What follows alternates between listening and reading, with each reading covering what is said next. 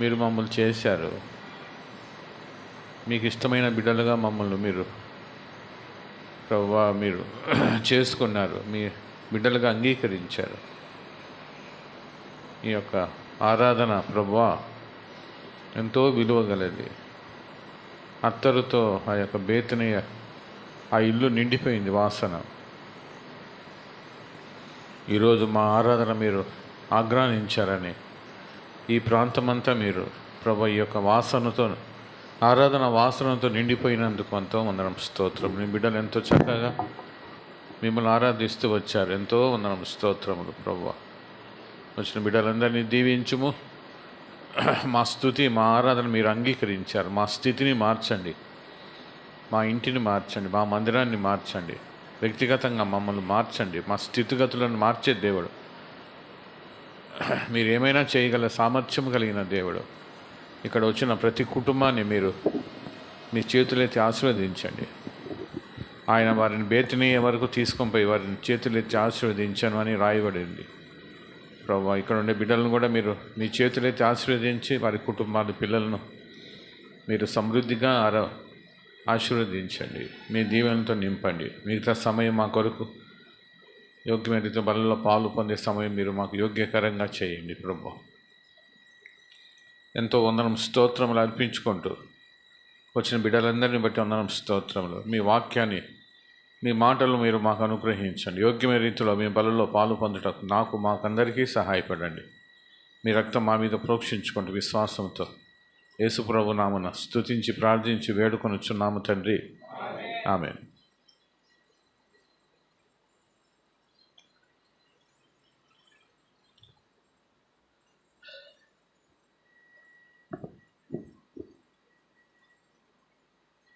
ప్రభు మనల్ని రక్షించి ఈ శ్రేష్టమైన సహవాసానికి తీసుకొని వచ్చాడు. ఎందుకు నేను ఈ మాటలు చెప్తున్నానంటే కొన్ని మాటలు మీతో పంచుకోవాలి. 1941 సంవత్సరము జూలై మాసము 12వ తేదీ మొట్టమొదటిగా ఈ విధంగా కూడుకున్నారంట. జూలై మాసం, ఈ మాసంలోనే నిన్న 12వ తేదీకి దాదాపు 84 సంవత్సరాలు అయింది ఈ ఆరాధన. ఈ యొక్క నమూనా అపోస్తుల కార్యములు 2వ అధ్యాయం 42వ వచనం ప్రకారము అపోస్తుల బోధ, సహవాసము, రొట్టె విరుచుట, ప్రార్థన. బాగా గుర్తుపెట్టుకోవాలి ఇవి. అపోస్తుల కార్యం 2:42 అంటేనే చెప్పేయాల. అపోస్తుల బోధ, దేవుని వాక్యము. రెండవది రొట్టె విరుచుట, బల్ల, ప్రభు బల్ల. మూడవది సహవాసము, ఈ విధంగా కూడి రావడము. నాలుగవది ప్రార్థన. ఈ 4 లంగర్లు అంటారు. ఒక ఓడ సముద్రములో అటు ఇటు పోకుండా ఉండాలంటే 4 దిక్కుల 4 లంగర్లు కిందికి దింపుతారు. ఇంత పెద్ద రాడ్లు నేను చూసినాను. అది ఒక స్విచ్ వత్తితే అవన్నీ లోపలికి పోతాయి 4 పక్కల. ఈ ఓడ ఎట్టది సముద్రంలో ఎట్లా ఏం గాలి తుఫాన్లు వచ్చినా ఏం తిరగదు, అక్కడెక్కడ ఉంటుంది. ఆటుపోట్లు రావచ్చు, ఆ ఓడ పడిపోదు.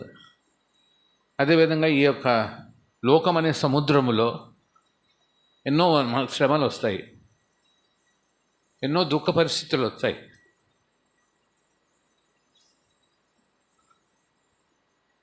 ఎంతో పేదరికము, కష్టములు వస్తాయి, నిందలు వస్తాయి, అవమానాలు వస్తాయి. బిడ్లారా, వీటికి తట్టుకునే శక్తి మనకు లేదనుకుంటాం ఒకసారి. ఎందుకు ఇట్లా వచ్చింది నాకు, నేనేం తప్పు చేసినాను, నేనేం చేసినాను.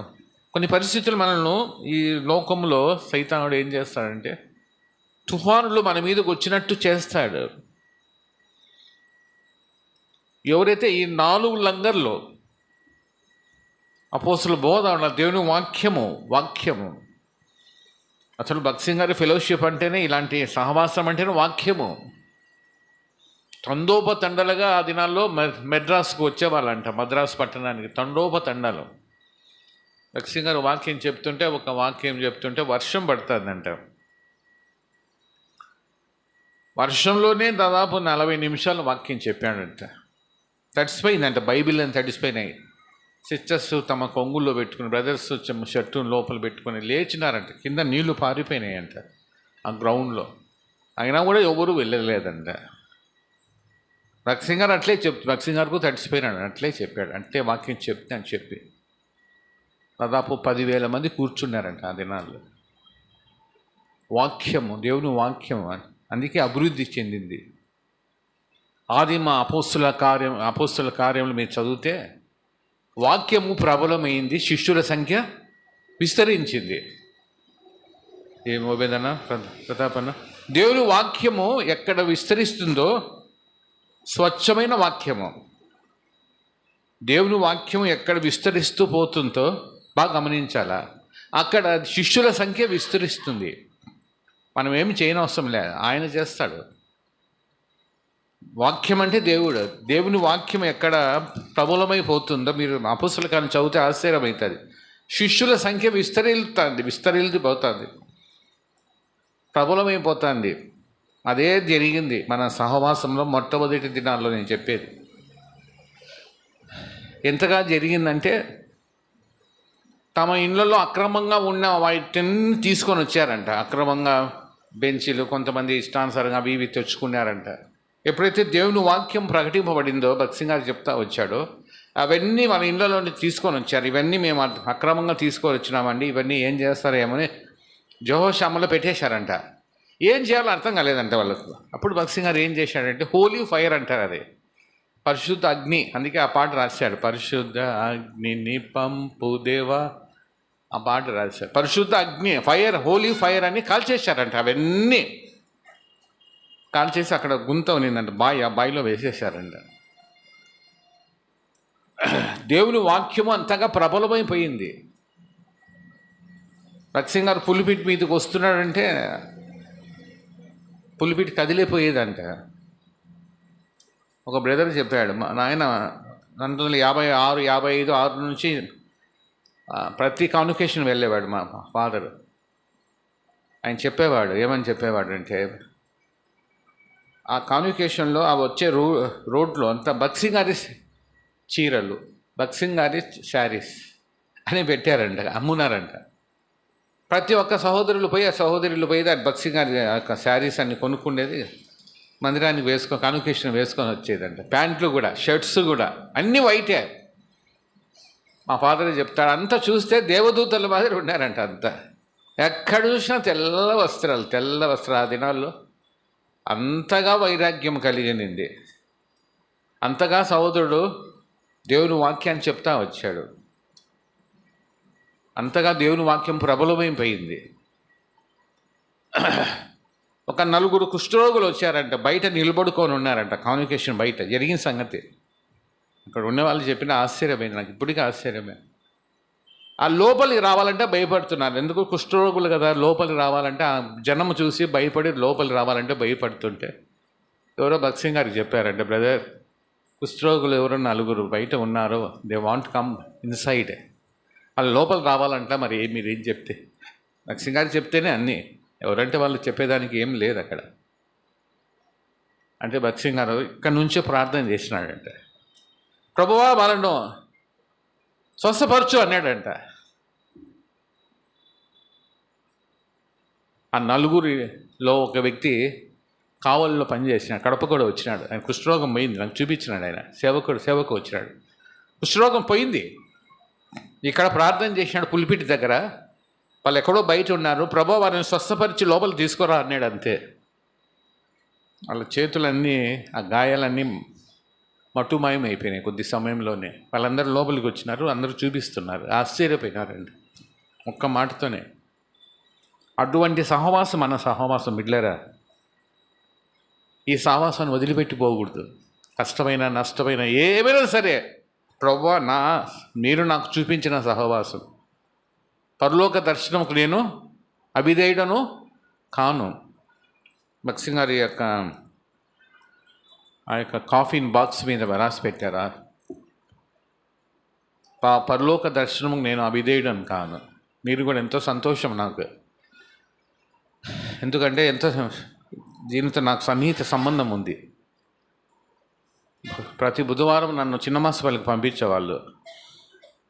ప్రతాప్, ఓబేదు, శ్రావలమ్మ, వాళ్ళమ్మ ఇప్పటికీ నాకు పేరు బాగా గుర్తు. ఆశీర్వాదమ్మ, ఇంకా ఆమె పేరు చనిపోయింది, ఏం పేరు, గ్రేస్ అమ్మ. వీళ్ళందరూ పునాదులు దీనికి, మర్చిపోలేదు నేను. వస్తే బుధవారం పూట వస్తే పిల్లలందరూ పరిగెత్తి వస్తారు. ఓ చిన్న పిల్లలు వీళ్ళందరూ, వాళ్ళకి చాక్లెట్స్ ఆమె తీసుకొని వస్తారంటే అవన్నీ. బుధవారం అంటే అట్లా ఉన్నది. ఇక్కడ ఒక సంఘం ఏర్పడుతుందని నేను ఎప్పుడు అనుకోలేదు. దేవుడు ఒక సంఘాన్ని ఏర్పరిచినాడు. ఇక్కడ మీరందరూ చక్కగా ప్రభుని ఆరాధిస్తున్నారు, చాలా సంతోషము. పరిగెత్తరండి ప్రభు మందిరాన్ని విడిచిపెట్టద్దు. ప్రార్థనకు అన్ని కూడికలు, వీలైనంత వరకు అన్ని కూడికలకి రండి. ప్రభు మిమ్మల్ని, మీ కుటుంబాన్ని ఆశీర్వదిస్తాడు. చెప్పినా కదా ప్రార్థన. భక్సింగ్ గారు ఒకసారి ప్రార్థన చేస్తుంటే ఒక ఆయన, దొరేరాజు అని ఆయన, పెద్ద ఆయన, వాళ్ళ అన్నదమ్ములు ఇద్దరు ఉన్నారు, యెహోషామ పెద్దలు వాళ్ళు. ఆయన చివర్లో వచ్చి కూర్చున్నాడు. ఎవరి భక్సింగ్ గారు, ఎవరినా ఏదో సిక్కుమతస్తుడంట, ఏందినా ఈయన వాక్యం అంట, ఏందో వచ్చి, ఆయన తెలియదు భక్సింగ్ గారు అంటే, వచ్చి కూర్చున్నాడు. భక్సింగ్ గారు వచ్చి ప్రార్థన చేశాడు.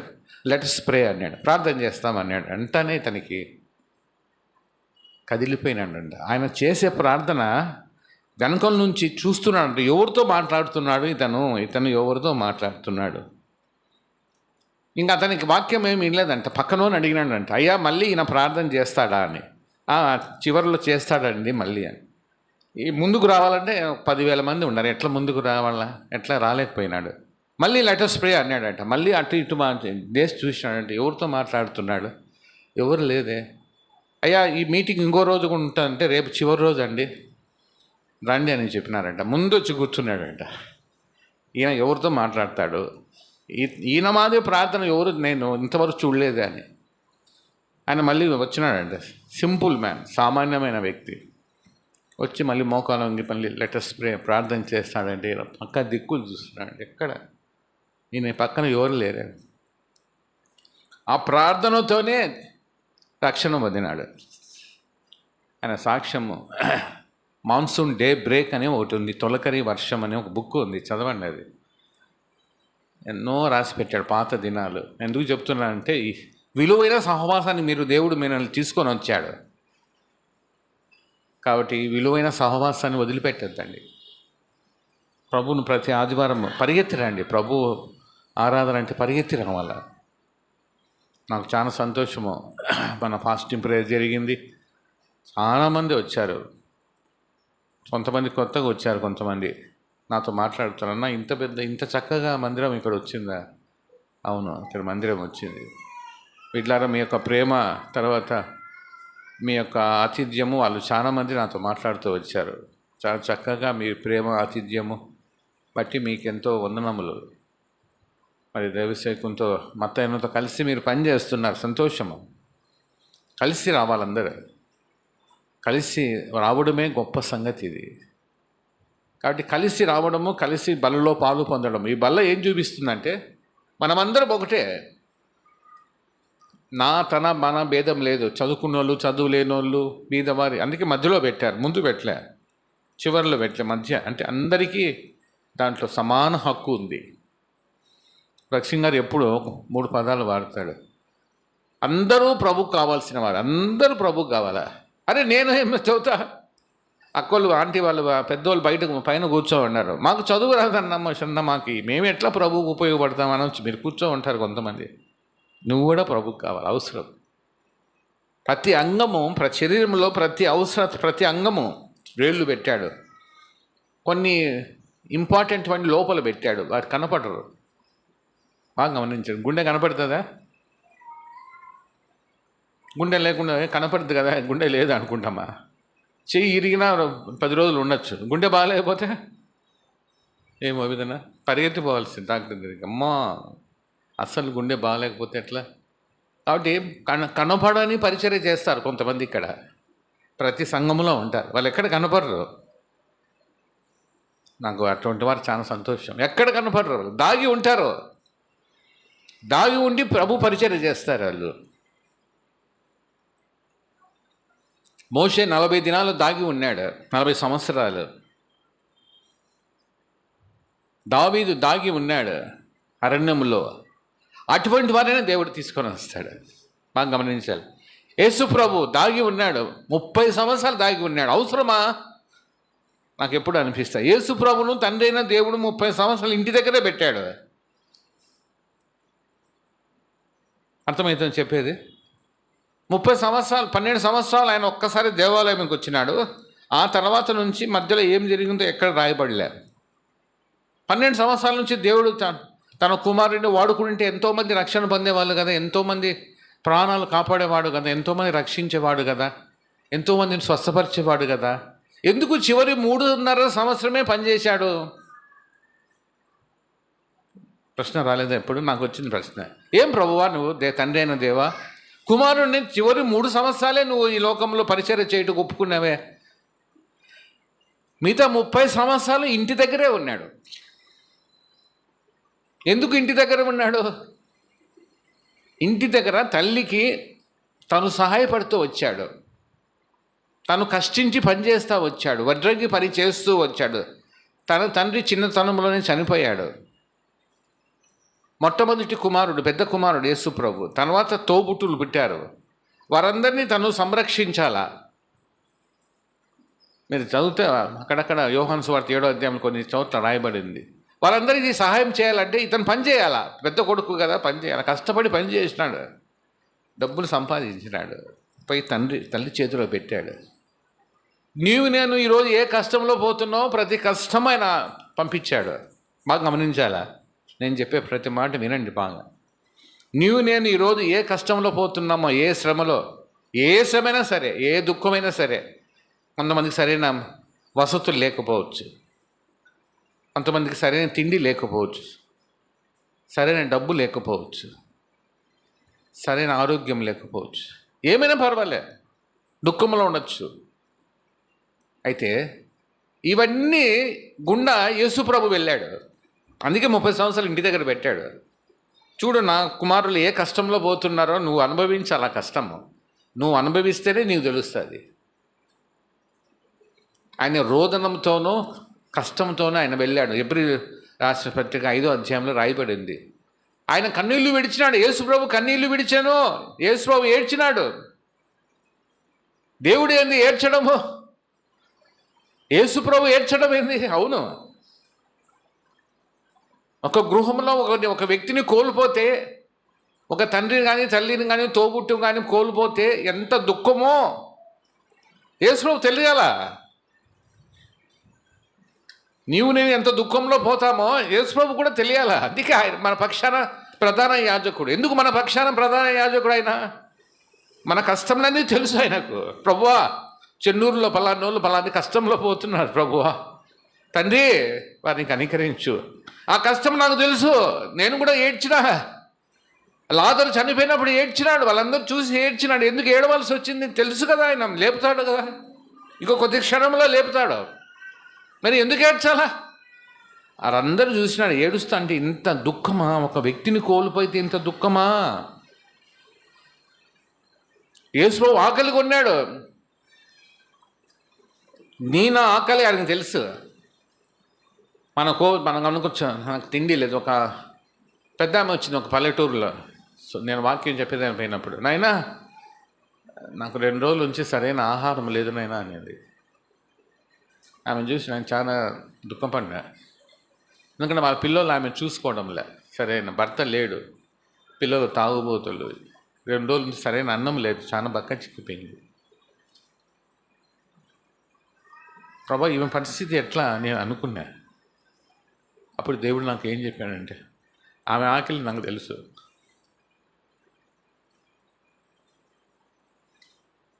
యేసు ప్రభు ఆకలి కొనేను. యేసు ప్రభు అలసిపోయాడు. జీవితంలో అలసిపోతారు కొంతమంది. ఒక స్త్రీ తన భర్త కోసం ఏడ్చి ఇంకా నాయనా మోసన్న నాకు కన్నీళ్ళు రావు. ఏమంటే నా కన్నీళ్ళన్నీ అయిపోయినాయి, కన్నీళ్ళని పోయినాయి, ఇంకా లేదు. జీవితం మీద అలసిపోయినా నేను. ఈయన మారుతాడో లేదో అలసిపోయినా. జీవితం అంటే ఇంక అయిపోయింది, నాకు ఇంకా వద్దు, నాకు ఈ జీవితం అనుకుంది. యేసుప్రభు కూడా అలసిపోయిన, ఆయన అలసి ఉన్న రీతిన ఆ బావి యొద్దకు వచ్చాను. సమరయ స్త్రీ కోసం అలసిపోయి ఎండలో నడుచుకుంటా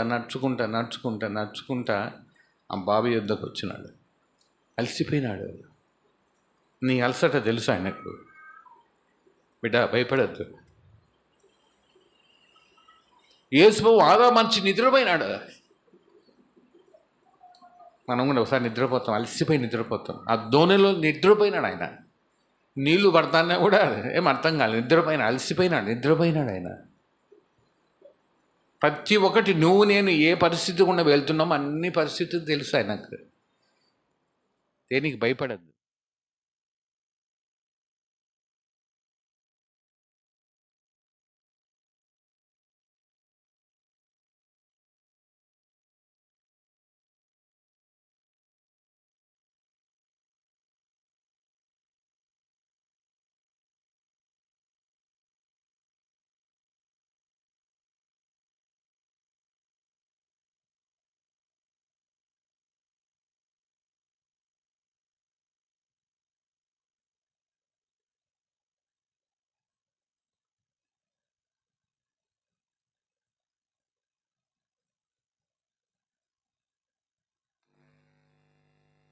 చెప్తున్నాండి, ఇశ్రాయేలు భయపడద్దు. నేను నిన్ను మరువజాలను, ఒక హెచ్యాలో ఉంది, నేను నిన్ను మరువజాలను ఎట్టమరుస్తా నిన్ను. నువ్వు నాకు విలువైన వానివి, విలువైన నా ప్రాణాన్ని పెట్టా నీ కొరకు. నిన్ను ఎట్లా మర్చిపోతా నేను? మిడ్లారా, ఈ కొద్ది మాటలుతో మనం ఆదరణ పొందాలి. అది ఏ విషయంలో భయపడద్దు. ప్రభు నీ పక్షాన్ని యుద్ధం చేస్తాడు. ప్రతి పరిస్థితుల్లో ఆయన నీ పక్షాన్ని యుద్ధం చేసే దేవుడు. నీ పరిస్థితులన్నీ ఆయన ఎరిగిన దేవుడు. కాబట్టి ఈ బల్ల సమయంలో మనం గుర్తు చేసుకునేది ఏమంటే, ప్రభు యొక్క సహవాసాన్ని ఇచ్చాడు. ఎవరు ఈ సహవాసంలో ఎదుగుతా పోతారో వాళ్ళు అక్కడ ఉంటారు. బాగా గమనించాలా. ఎవరు ఈ బల్లలో పాలు పొందుతారో ఆ యొక్క మధ్యాకాశంలో ఆ విందులో వాళ్ళు పాలు పొందుతారు. మిగతా వాళ్ళు పాలు పొందారు. ఊరికే మందిరానికి వస్తున్నాం, పోతున్నాం. ఇక్కడ వచ్చే వాళ్ళందరూ పరలోకానికి పోరేమో. ఈ మాట చెప్పేది నేను కష్టంగా చెప్తున్నా. అయితే ఆశయం అంటే ఇక్కడ వచ్చే వాళ్ళందరూ మనమందరం పరలోకంలో మధ్యాకాశంలో మనము ఆయన ప్రత్యక్షము కావాలి. దేవుని యొక్క రాకడ 2 విధాలుగా ఉంటుంది. బాగా గమనించాలి. 2 విధాలు. సైలెంట్ ఈజ్ కమింగ్ అంటారు, అంటే తెలియకుండానే ఒకటి ర్యాప్చర్ అంటారు. అది ఎత్తబడుట. తెలియకుండా మనం అందరం ఎత్తబడిపోతాము. ఇక్కడ ఎంతమంది ముఖాలు యేసుప్రభు వస్తే మధ్యాకాశం ప్రత్యక్షమైతే అది మొదటి ప్రత్యక్షత. మనం అందరం ఉండవు, అందరం ఎత్తబడిపోతాం. 7 ఏళ్ళు విందు, ప్రభుత్వ పాటి విందు. ఆ విందులో పాలు పొందాలా, అది మన ఆశ ఉండాలా. ఈ విందులో ఎవరు పాలు పొందుతారో యోగ్యమైన రీతిగా ఆ విందులో పాలు పొందడానికి అర్హులు. బాగా గమనించాలా. యేసుప్రభు ఆ విందులో పాలు పొందాలని ఇష్టపడుతున్నాడు. మనతో పాటు పాలు పొందాలని ఇష్టపడుతున్నాడు. ఆ 7 సంవత్సరం పరిపాలనలో మనమందరం మధ్యాకాశంలో ప్రత్యక్షం. మన కుటుంబాలు, మన పిల్లలు, మనమందరం ప్రత్యక్షంగా దాని కొరకు మనం ప్రాకులాడాలి, పరిగెత్తాలి. చూడండి, ఇక్కడ ఒక మాట ఉంది, చదువుతాను, తొందరలో ముగిస్తాను. లూకాసు వార్త 22వ అధ్యాయంలో ఒక మాట ఉంది. లూకాసు వార్త 22వ అధ్యాయం. యేసు ప్రభు ఇక్కడ ఒక చక్కని మాట పలుకుతున్నారు శిష్యులతో. చూడండి, ఈ మాట నేను చాలామంది గమనించండి. మేము 22వ అధ్యాయమే 15వ వచనము అందరు కలిసి చదువుతాం. 22:15 లూకాసు వార్త. అప్పుడు ఆయన, నేను శ్రమ పడక మునుపు మీతో కూడా ఈ పస్కాను భుజింపవలనని మిక్కిలే ఆశపడి తిని. అబ్బా,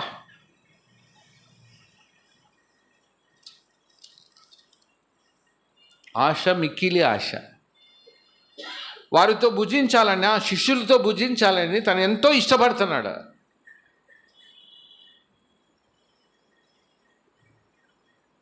ఈరోజు ప్రభువు ఒక బల్లులో మనతో కూడా ప్రభువు ఉన్నాడు. ఇక్కడ ఈ బల్లులో ఎంతమంది పాలు పొందుతున్నాం? ఆ దినాల్లో శిష్యులను పిలిచాడు. పస్కా పశువుగా తను ఇంకా వధింపబడతాడు, పోతాడు. ఇంకా కొద్ది గంటలో పట్టుకోపోతారు ఆయన. శిష్యులందరినీ పిలుస్తున్నాడు, శిష్యులారా రండి, నేను మీతో భోజనం చేయాలని ఎంతో ఇష్టపడుతున్నానయ్యా. వాళ్ళకి అర్థం కాలే, ఎందుకు ఇంత ఇష్టపడుతున్నాడు, ఎందుకు మమ్మల్ని ఇంతగా పిలుస్తున్నాడే, ఎందుకు మిక్కిలి ఇష్టపడుతున్నా అంటున్నాడే, ఏమర్థం కాదు. ఆ శిష్యులు ఎటువంటి వారో చూడండి, కింద ఒక మాట రాయబడింది. ఆ శిష్యుల్లో ఒక శిష్యువు చూడండి, 21వ వచనం. ఇదిగో నన్ను అప్పగించువాడు, వాని చెయ్యి నాతో కూడా ఈ బల్ల మీద ఉన్నది. ఎట్లంట, ఆ శిష్యులు 12 మంది శిష్యులు మంచివారైనా ఎటువంటి వారు పరిస్థితులు ఎట్టున్నాయి, దాంట్లో కూడా అప్పగించేవాడు ఉన్నాడు. ఆయన కూడా యేసుప్రభు చూడండి, యేసుప్రభు ఒక ప్రేమ ఎంత ఉత్కృష్టమైంది, ఆయన ప్రేమ నాకు ఆశ్చర్యమవుతుంది. తను అప్పగించేవాడు కూడా ఉన్నాడు. ఆ బల్ల చుట్టూ 12 మంది వచ్చినారు. అయ్యా శిష్యులారా, ఇది చివరిసారి బల్ల, నేను మళ్ళీ మీతో పాటు నేను మధ్యాకాశంలో అక్కడ నేను భుజించే వరకు ఈ బల్లను భుజించాను కదా, ఈ యొక్క పస్కాలో పాలు పొందాను, రండి మీతో భుజించాలని చాలా ఇష్టంగా ఉన్నాను అంటున్నాడు. మళ్ళీ ఇంకో మాట చెప్తున్నాడు, అయ్యా ఇక్కడ కూర్చున్న వాళ్ళలో ఒకడు నన్ను అప్పగిస్తాడయ్యా. వానికి కూడా ప్రేమిస్తున్నాడు, వానికి కూడా ఇంకో అవకాశం ఇస్తున్నాడు ప్రభు. అవకాశాన్ని అందిపుచ్చుకోలే,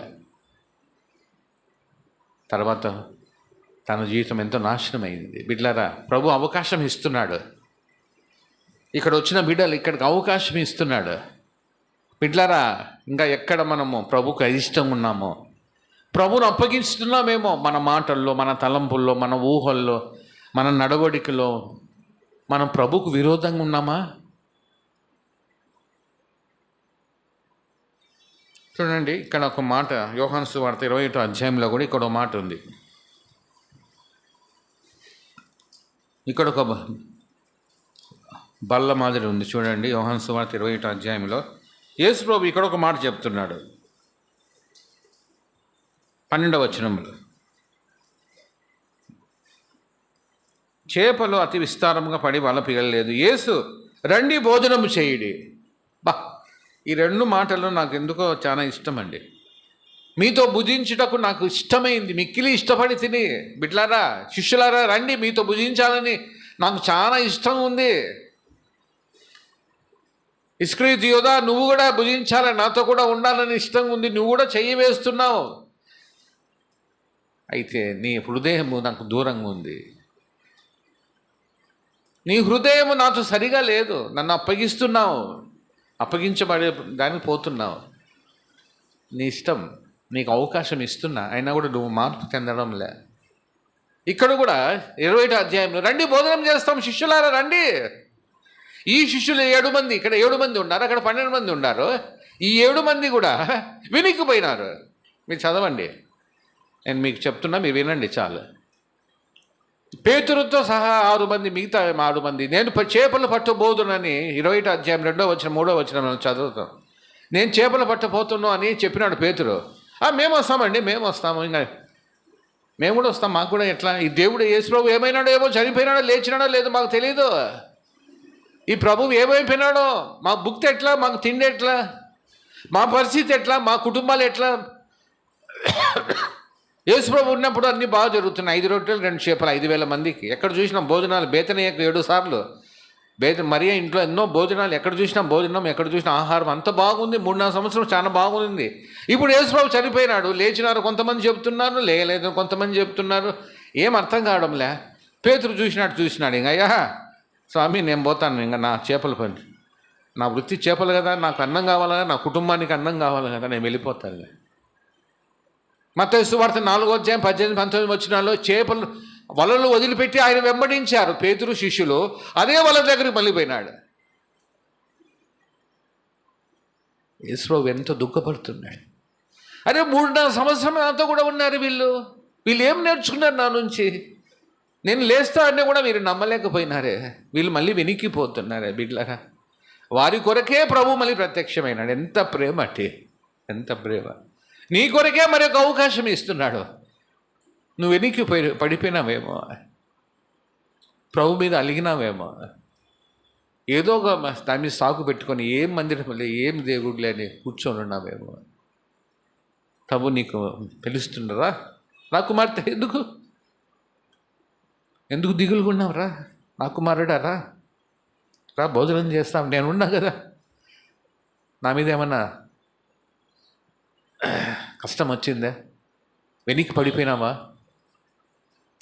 ఈ శిష్యులు వెనక్కిపోయినారు, వారిని పోయినారు, ఇంక పోనీలే వీళ్ళ సంగతి నాకు ఎందుకులే అనుకోలే ప్రభు. వారి కొరకే మళ్ళీ వచ్చినాడు. వారు ఎంతో కష్టపడినారు, వలలు తెచ్చుకున్నారు, మళ్ళీ అదే వలలు తెచ్చుకొని వేస్తున్నారు. యేసు ప్రభు అద్దరిన చూస్తున్నాడు, వాళ్ళని చూస్తున్నాడు. కష్టపడుతున్నారు, ఏమీ లేదు. రాత్రంతా కష్టపడినారు, మనకు తెలుసు ఆ సంగతి అంతా. పొద్దున అయిపోయింది, ఆకలి అయిపోయింది వాళ్ళకు, ఏం చేయాలో రాత్రి అంతా శ్రమ పడినారు, ఏమి దిక్కు వెళ్ళమలే, ఇంకా ఏమి లేవు, వలలన్నీ ఏమి లేవు. అక్కడ ఒక మాట రాయబడి, సూర్యోదయం మగుచుండగా దరి యొద్ద నిలిచినాడు. సూర్యోదయము ఎప్పుడు చీకటి ఉండదు నీ జీవితంలో, గుర్తుపెట్టుకో. ఎప్పుడు కష్టం ఉండదు, సూర్యుడు వస్తాడు. సూర్యోదయం అంటే క్రీస్తు ప్రభువు అక్కడ వస్తున్నాడు, వారి కష్టమంతా చూస్తున్నాడు, అక్కడ చూస్తున్నాడు, ఎదురుగా నిలిచి చూస్తున్నాడు. నువ్వు ఇక ఏ కష్టంలో, ఏ దుఃఖంలో, ఏ నిరాశలో ఎక్కడ పడిపోయినావో ప్రభు చూస్తున్నాడు, దరిని నిలిచి చూస్తున్నాడు. వారి కష్టమంతా చూసినాడు పాపము. అరే వీళ్ళు చాలా అలసిపోయినారా, ఇంకా వీళ్ళు వచ్చేస్తారు, బయటికి వస్తారు, వీళ్ళ కొరకు ఏమన్నా పెట్టాలరా అని వాళ్ళ కొరకు చేపలు, వేడి చేపలు, రొట్టె వేడిగా రెడీ చేసి పెట్టాడు ఇక్కడ. అబ్బా పేతురు, అరే ప్రభు ఉన్నట్లున్నాడు. అవును కదా, ప్రభు కదా, అరే బ్రతికినాడే, ఎంత తప్పు అయిపోయింది, నేను వెళ్ళిపోదాం అనుకున్నానే, ప్రభు నిలుచుకున్నాడే. పేతురు, శిష్యులారా రండి, మీరు అన్నానికే కదా పోయింది, నేను లేనని మీరు పోయినారు కదా, మీకు భుక్తి కావాలనే కదా, భోజనం చేస్తుండండి, ముందు భోజనం చేయండి. ఎంత ప్రేమ అండి, వాళ్ళని ఒక్క మాట కూడా అనలే. ఏమి ఇట్లా చేసినారా, 3-4 సంవత్సరం నాతో ఉన్నారు, మళ్ళీ నన్ను వదిలి వెలిగిపోయినారు కదరా, ఏమిరా ఇట్లా అయిపోయినారు అని ఒక్క మాట కూడా వాళ్ళను యేసు ప్రభువు అనలే. అది ప్రభు యొక్క ప్రేమ బిడ్డ. ఈ యొక్క బల్ల ఏం చూపిస్తుందంటే ప్రభు ప్రేమ. ప్రభు నిన్ను అంతగా మిక్కుటంగా ప్రేమించినాడు, నీ వెంబడి పడుతున్నాడు. నువ్వు కావాలా, నువ్వే కావాలి. ఏలియా 1వ రాజులు 20వ అధ్యాయంలో బదిరి వృక్షం కింద పోయినాడు. ఇంకా వద్దు ఈ యెజబెల్ నన్ను చంపేస్తుంది, ఇంకా వద్దు, నాకు ఈ దేవుడు వద్దు, ఏమొద్దు నేను పోతాను, బదిరి వృక్షం కింద కూర్చోని అన్నాడు. ముందు 19వ అధ్యాయంలేమో 1వ రాజులు 19వ అధ్యాయంలేమో 400 మంది ఆశార దేవతలను చంపించినాడు. ఎంతో పౌరుషంగా ప్రభు కోసము నిలబడినాడు. అగ్గి దిగి వచ్చింది, ప్రార్థన చేస్తేనే అగ్గి దిగి వచ్చింది. ఒకే ఒక సందర్భము ఏలియా చేసిన ప్రార్థన, ఏలియా చేస్తేనే అగ్గి దిగి వచ్చింది, పరలోకం నుంచి అగ్గి దిగి వచ్చి అవన్నీ కాల్చింది. ఆశ్చర్యపోయినారు, భయపడిపోయినారు అందరూ.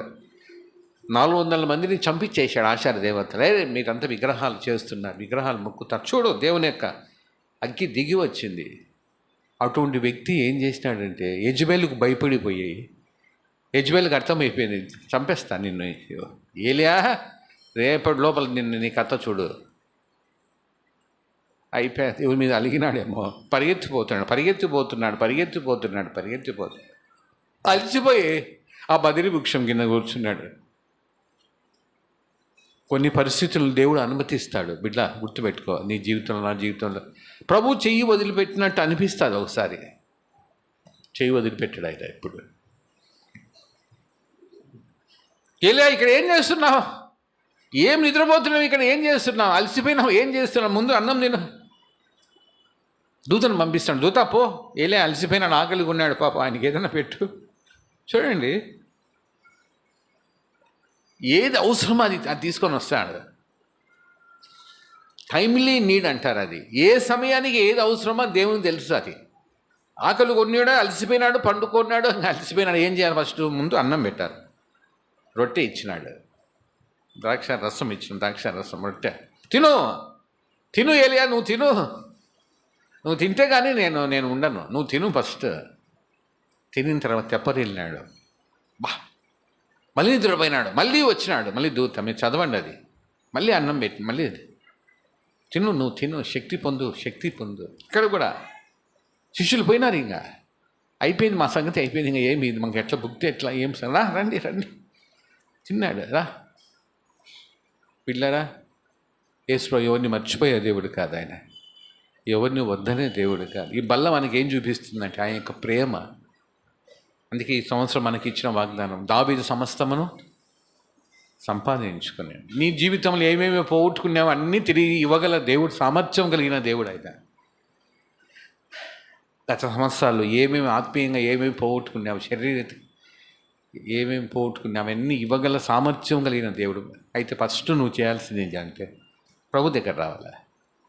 వారు నా దగ్గరకు వస్తే నేను వారి యొద్దకు వస్తాను, వారు నా యొద్దకు మరలిన ఎడల నేను వారి యొద్దకు మరలుతును. చదవండి, యోవేలు 2వ అధ్యాయంలో ఒక మాట ఉంది, చదవండి. ఇశ్రాయేలు ప్రజల దేవుడు ఒక మాట చెప్తున్నాడు. యోవేలు 2వ అధ్యాయము, దానియేలు, హోషేయ, యోవేలు, ఓబద్య. యోవేలు 2వ అధ్యాయము 12వ వచనము. గట్టిగా అందరు కలిసి చదువుతాం. ఇప్పుడైనాను మీరు ఉపవాసం ఉండి కన్నీరు విడ్చుచు దుఃఖించుచు మనఃపూర్వకంగా నా యొద్దకు రండి. ఇదే యెహోవా వాక్కు. నా యొద్దకు రండి. ఇప్పుడైనా పర్వాలే, ఈ సమయమైనా పర్వాలే. ఎక్కడ వెనక్కి పడిపోయినావో, శిష్యులారా రండి, ఇప్పుడైనా పర్వాలే, ఏం పర్వాలే, నేను వదిలిపెట్టాను. విడువవు నన్నిక ఎన్నడైనను,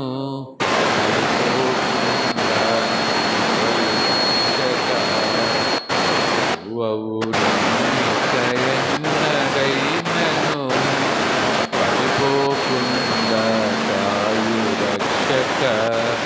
పడిపో వారెల్లరిని లేపెడివా, పడిపో వారెల్లరిని లేపెడివాడవు నీవే ప్రభు. విడువవు నన్నిక ఎన్నడైనను, కాయుర. బిడ్లరా, పడిపో వారందరినీ లేవనెత్తువాడు.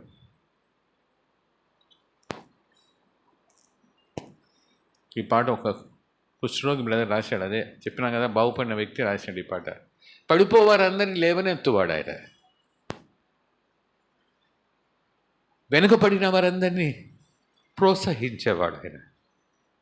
ఏ విషయంలో వెనుకబడినాం ఈరోజు ఈ సంవత్సరంలో? బల్లో పాలు పొందకుండా ఎన్ని రోజులు గడిచిపోయింది. ఉన్నారా? నాకు తెలుసు. నాకు ప్రభు ఈ వాక్యం చెప్పమన్నాడు కదా, చెప్తున్నా. ప్రభు బిడ్లారా, ప్రభు బలలో చేయి వేయకుండా అంటే వెళ్ళిపోతున్నామేమో, ఏదో దాని మీద ఏదో పెట్టుకొని వెళ్ళిపోతున్నామేమో, ఏదో పాపం అట్లే ఉందేమో, ప్రభుత్వం సరి చేసుకోకుండా వెళ్ళిపోతున్నావు. ఎన్ని రోజులు వెళ్ళిపోతావు, ఎప్పుడు జీవితం ముగిస్తుందో తెలియదు. ఆ యొక్క మధ్యాకాశంలో మనం ప్రత్యక్షం కాకపోతే ఎంత దుఃఖమో. ఇంకా ఇన్ని రోజులు మందిరానికి వచ్చి, ఇన్ని సువార్తలు, ఇన్ని పాటలు పాడి, ఇంతగా మందిరానికి వచ్చి మనము గాన ఆ 7 ఏళ్ల పరిపాలన లేకపోతే ఎంత దుఃఖం. ఇంక అయిపోయింది, మన జీవితం అయిపోయింది. ఇట్లారా, ఈ బల్ల దేవుని యొక్క ప్రేమను సూచిస్తుంది. ఇదంతా ఒక సైడ్ అయితే, ఈ శిష్యులంతా ఒక సైడ్ అయితే, ఒక వ్యక్తి చెప్పి ముగిస్తే, ఒక వ్యక్తి 20వ అధ్యాయంలో, యోహాను సువార్త 20వ అధ్యాయంలో ఒక స్త్రీ ఉంది. ఆ స్త్రీ ఆదివారము తెల్లవారుచుండగా ఇంకా చాలా చీకటి ఉండగానే పరిగెత్తిపోతుంది. ఇద్దరికి చూడండి డిఫరెన్స్ ఇక్కడ బాగా గమనించాలి మీరు. ఎందుకు చెప్తున్నాను నేను? ఇక్కడ స్త్రీ, ఈయన 7 మంది, ఇక్కడ 12 మంది. బాగా గమనించాలా. లూకా సువార్త 22వ అధ్యాయంలో 12 మంది ఉన్నారు, ఒకడు తప్పైనాడు, బలలో పాలు పొందినాడు. వాడు ప్రభు అవకాశం ఇస్తున్నాడు, తప్పించుకొని పోయినాడు, నాశనం అయిపోయినాడు. 7 మంది వెనక్కి పోయినారు, వారు 7 మందిని తిరిగి రమ్మంటున్నాడు. రండి భోజనం చేయండి, రండి రండి, మీరు దిగులు పడద్దు, రండి భోజనం చేయండి, మీ కొరకు సిద్ధపరిచినాను, నేను లేకుండా మీరేం చేయలేరు, రండి బిడ్డలారా. మరీ తిరిగి సమకూరుస్తున్నాడు వాళ్ళను. అయితే ఇక్కడ 20వ అధ్యాయంలో ఒక స్త్రీ ఉంది, ఒక అబల. ఆ స్త్రీ గురించి చెప్పాలంటే నాకు ఎంతసేపైనా చెప్పబుద్ధి అవుతుంది. మగ్దలేని మరి 4 సువార్థికులు రాసినారు అన్నమాట. ఆమె గురించి 4 రాశారు.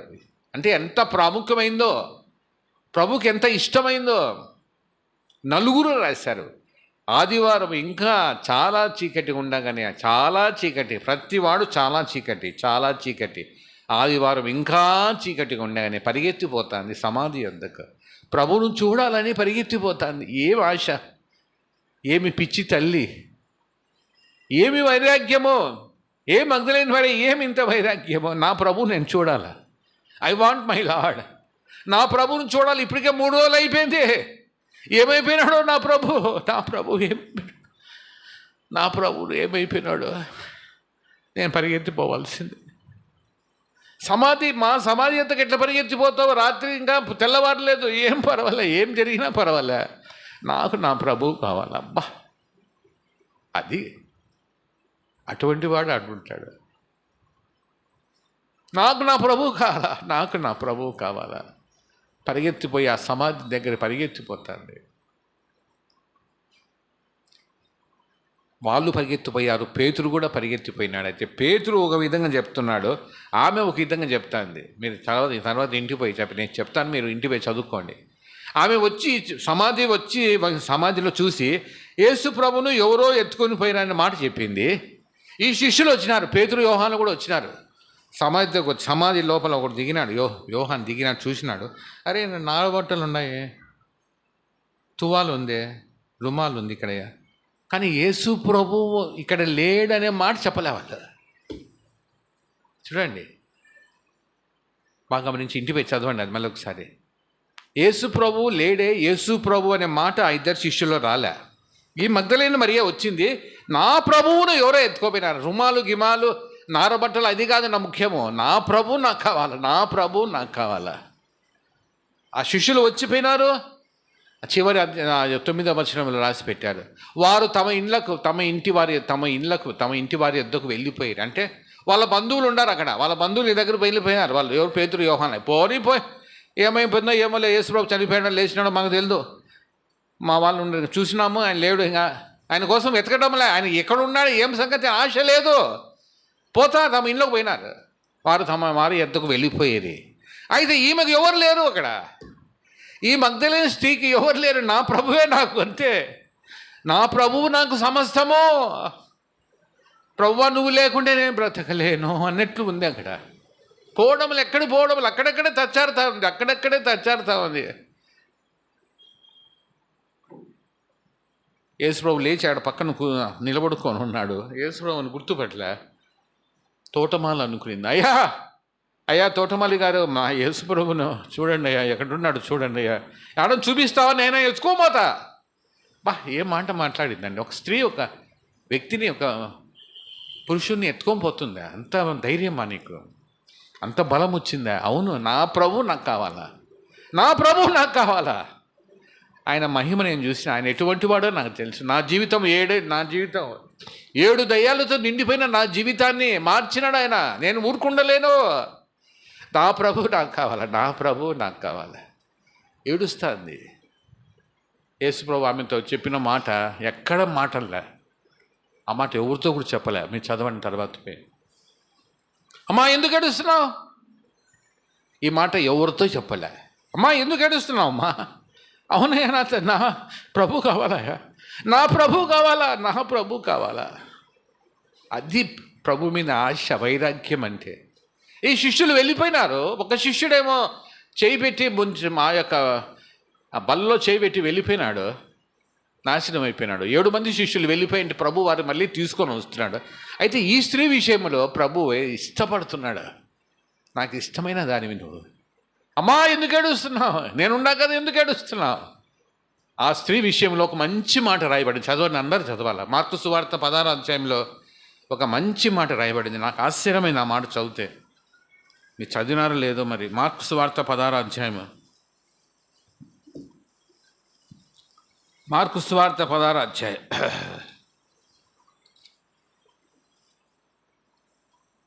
9వ వచనం.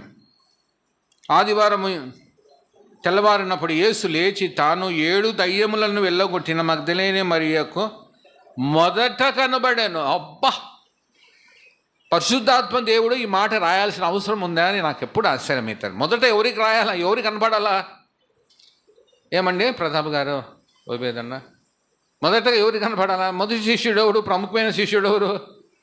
పేతుడు కనపడాలి, అంతే కదా. పేతుడు, నేను నీ కోసం చావనే ఉన్నా ప్రభా, నువ్వు ఆడిపోతే ఆడిపోతా, నువ్వేం భయపడద్దు, నేను ఉన్నా నీకు తోడు, నువ్వేం భయపడినావేమో, నేను ఆడిపోయినా నేను వస్తా ప్రభా, నా ప్రాణమైనా పెడతా ప్రభా అన్నాడు. అటువంటి వానికి కనపడాలి మొదట కదా. మరి అతనికి ఆ యొక్క ధన్యత లేదు. పరిశుద్ధాత్మ దేవుడు ఎంత చక్కగా రాశాడంటే, ఎవడు ఆయన ప్రేమిస్తాడో వానికే మొదట కనబడతాడు. అది సంగతి. ఎవడైనా సరే, ఒక స్త్రీ కానీ పురుషుడు కానీ ఎవరైనా సరే, చదువు ఉన్నా లేకపోయినా ఆయన దివ్య మహిమ స్వరూపం. అందుకే ఆ పాట పాడించిన నేను. నీ మహిమ దివ్య స్వరూపమును నిండార నన్ను చూడనిమ్ము. ఈ పాట ఎన్నోసార్లు నేను కీబోర్డ్ వాయించిన. ఒకరోజు వాయిస్తా అంటే టక్కని నాకు ఆ పాట, ఆ యొక్క వచనం దగ్గర ఆగిపోయినా.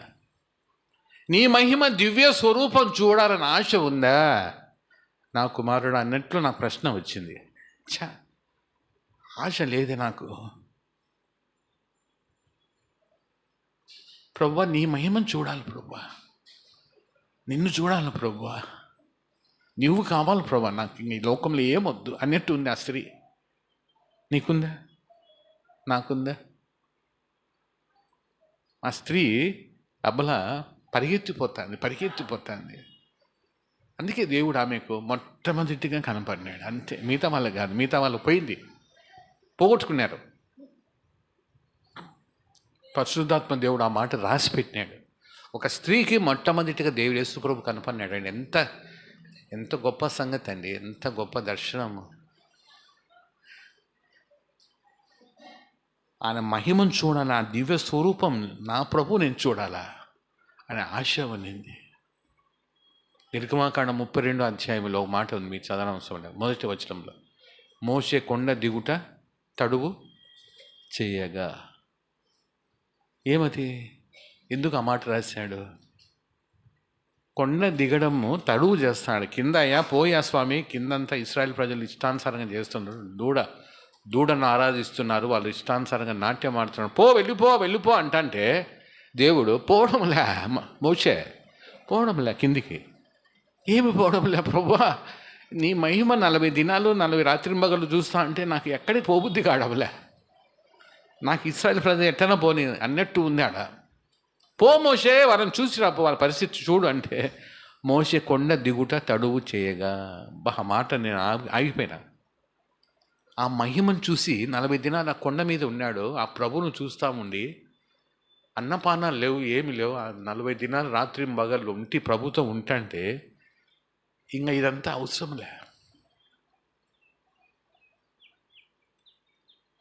ఇదంతా అవసరంలే. సరే, కొండ దిగి వచ్చినాడు. మళ్ళీ 33వ అధ్యాయంలో మళ్ళీ ఒక మాట అంటాడు, ప్రభువా దయచేసి నీ కటాక్షం నా మీద ఉంది, మళ్ళీ నీ మహిమను చూడాలి ప్రభువా అంటాడు. 33వ అధ్యాయం. ఏమి ఇంతసేపు చూసినావు కదా, 40 దినాలు పైన ఉన్నావు కదా, నా మహిమను చూసినావు కదా, మళ్ళీ ఏంది? అవును ప్రభా, నాకు నువ్వే కావాలా, నాకు నువ్వే కావాలా, ఈ లోక సంబంధమైన వద్దు ప్రభు, అవి తర్వాత ఇస్తాం, ఆ విషయం నాకు వద్దు, నువ్వు ఇవ్వకపో, నాకు నువ్వు కావాలి, నువ్వు ఉంటే అన్నీ ఉన్నట్లే. మగ్దలేనే స్త్రీ పరిగెత్తిపోతాను ప్రభు కోసం. బిడ్డ, అటువంటి ఆశ మనకుందా? ప్రభు కోసమైన తృష్ణ ఉందా? ప్రభు కోసమైన తృష్ణ ఉందా బిడ్డలరా? ఈ బలలో పాలు పొందకొనుకో, అదే ప్రభు చెప్పింది. మీతో మిక్కిలి ఆశపడుతుంది. ఎందుకు? మీలో ఒక్కడైనా నా మహిమ, నా దివ్య స్వరూపం చూడాలని ఆశ ఉందా బిడ్డలరా? శిష్యులతో అడిగినట్లుంది. నేనేమో మీతో ఇష్టపడాలని, భుజించాలని ఆశ ఉంది, మీకు అదే ఆశ నా మీద ఉందంటే 7 మంది తప్పైనారు. ఒకడేమో చేయి ముంచేసి పోయినాడు. ఒక అబ్బల మాత్రము ప్రభు ఒప్పుకున్నాడు ఆమెను. మీరు 20 అధ్యాయం చదివితే ఆ రక్తం తీసుకొని పరలోకానికి పోవాలా, తండ్రి వద్దకు పోవాలా. మొట్టమొదటిగా తండ్రి కనపడి ఆ రక్తం ఆడ పెట్టి దోపు, తండ్రి ఈ రక్తం చిందించిన ఈ రక్తం అది ఆడబెట్టి కిందికి రావాలా. కింద ఏముంది బాగా గమనించండి, ఇక్కడ ఇది చెప్పి ముగిస్తా. కింద ఆమె ఉంది, ఏడుస్తా ఉంది. పైన తండ్రి ఉన్నాడు. ఆ రక్తం తీసుకొని మొట్టమొదటిగా తండ్రి వద్దకు వెళ్ళాల. తండ్రి వద్దకు వెళ్ళడం వల్ల ఆమె కనబడుతున్నాడు. అమ్మ ముట్టద్దు, నన్ను ముట్టద్దు, ఇంకా నేను తండ్రి వద్దకు వెళ్ళలే అంటే ఏది ముఖ్యము? తండ్రి, కుమారుడా, యేసు ప్రభువా, ఏది ముఖ్యం నీకు? నన్ను ప్రేమించే వ్యక్తి నాకు ముఖ్యం. నువ్వు ముఖ్యము, నేను ముఖ్యము. ఈ బలలో మనం కూడా, ప్రభువా ఈ బల్లలో పాలు పొందాలని, నాతో పాటు పాలు పొందాలని నువ్వు ఎంతో ఇష్టపడుతున్నావు. నేను కూడా అదే ప్రేమతో నేను ప్రేమిస్తున్నా అని చెప్పాల. ఏవి అడ్డుము, ప్రభువును ప్రేమించకుండా ఏం అడ్డు ఉన్నాయి నీ జీవితంలో? నీ భార్యనా, నీ పిల్లలా, నీ భర్తనా, నీ సంసార జీవితమా, నీ ఉద్యోగమా, ఈ లోక సంబంధం ఏదైనా పెట్టుకొని ఉన్నావా? నీకు ప్రభుకి ఏం అడ్డం ఉండకూడదు. బాగా గమనించుకో. ప్రభు కంటే నువ్వు ఎక్కువ ఏది ప్రేమించకూడదు. అది దీని అర్థమంతా. ఆ స్త్రీ అదే చేసింది. ప్రభువా నువ్వు నాకు ముఖ్యం, వేరే వాళ్ళు కాదు, నాకు నువ్వు కనపడాలంతే, నిన్ను చూడాలంతే చాలు, ఇంక అన్నీ నాకు చాలు. ఆశ, ప్రభు అంటే ఆశ. అటువంటి ఆశతో మనము ఈ బలలో పాలు పొందుతాము. మోకాలు వంగుదాం.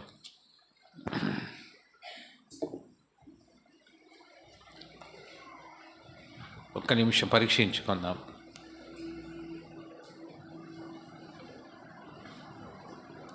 ముగ్గురు గుంపులను ప్రభు మన మధ్య తీసుకొని వచ్చాడు. ఒక గుంపు, ఒక వ్యక్తి,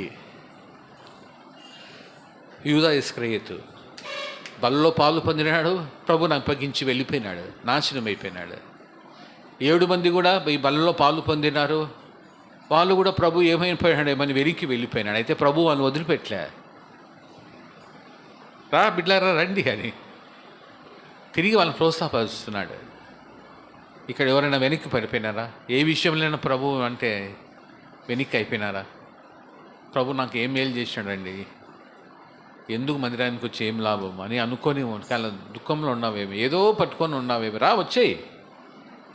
ప్రభు మరి ఒక సమయం ఇస్తున్నాడు, అవకాశం ఇస్తున్నాడు. నీ సమస్యలే ఆయన మీద వెయ్యి, ఆయన చూస్తాడు. ఆయన నీకు ప్రభుకి ఏది వద్దు, అడ్డం వద్దు.